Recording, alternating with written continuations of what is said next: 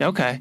And then so like who's mixing these or doing these? Is it like people at home are doing this with like a soda stream type of deal, or do you have to go somewhere? How does that work?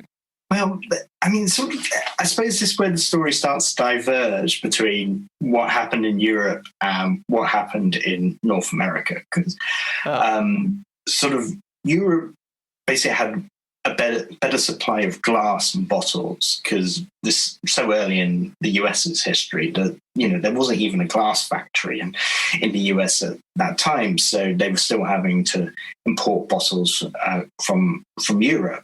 Right. So bottles were extremely expensive and precious.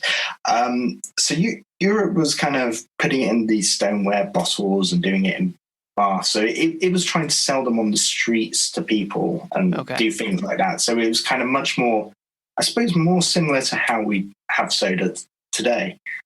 In America, because of that bottle problem, a guy called Benjamin Silliman came along and thought, well, I got a solution. I will open what we're now called a soda fountain, basically a store where you can go in and there'll be taps with different types of water, and you can choose your water and pull the lever and get the water of your choice. So he kind of started this, and at the time they were just using plain water. Again, they were sort of modeling it on different springs around the world, going, oh, this is like the spring up in Saratoga, or this is the spring in Germany, with different sort of mineral salts to try and make it as close to the original spring as possible. Man, so that's so interesting. So it just kind of starts off as like almost how we have, different bottled waters, how like Arrowhead tastes different from, Fiji water or something. It's kind of similar to that, but it's more in like a fountain style. Yeah, exactly. So, it's just like your sort of classic soda jerk kind of pushing the tap and it being pumped up from the room below kind of style soda jerk, just without the syrups. Yeah, right. Okay. And then then they start to innovate on that and they make it cold. And does that kind of catch on then? Yeah, people starting to, because a lot of people doing this are drugstore owners, they're pharmacists as well.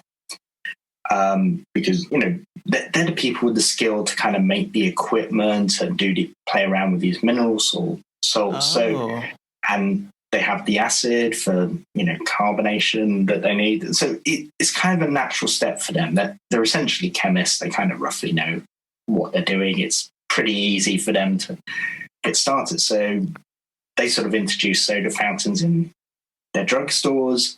And then it's like, well, actually, we've got all these kind of different syrups and elixirs that we're using to make our strange medicines. Let's start using that to make soda. So, again, it starts with simple things like, do you want a strawberry soda or raspberry soda or, whatever kind of one fruit kind of combinations. But then it starts going into, starts crossing over with the whole patent medicine idea. So you get things like Moxie, if you're familiar with that. That sounds familiar, yeah. Yeah, so that was basically soda that I believe is still on sale. It's very much kind of based in Maine. I mean, it used to be huge and bigger than Coca-Cola, but these days it's kind of just in Maine, really. But essentially that started off as, I'm trying to think what its full name was off the top of my head. I've slightly forgotten, but it's kind of Moxie Nerve Tonic, something like that was its original name. And it was really just medicine. It's like one of those kind of strange kind of woo-woo things. It's like, oh yeah, it's going to cure your depression and your diphtheria and your syphilis and everything else we can think of. It's going to cure that. Sure. And basically we start carbonating it and presenting it as a soda. And so it's an unusual drink because it's kind of almost bitter. Mm-hmm. It's quite strange for a soda because it's like, this isn't sweet. It's kind of bitter. And that's because it was based on the patent medicine kind of angle. So you sort of had that coming in, whereas all the different flavors are coming across from the patent medicine world where, okay, well, we'll stick this in because that's good for curing this, and we think, and so you start getting all this other stuff mixed in, and the flavors start evolving into stranger and stranger tastes instead of just kind of plain old oh, this one tastes of lemon.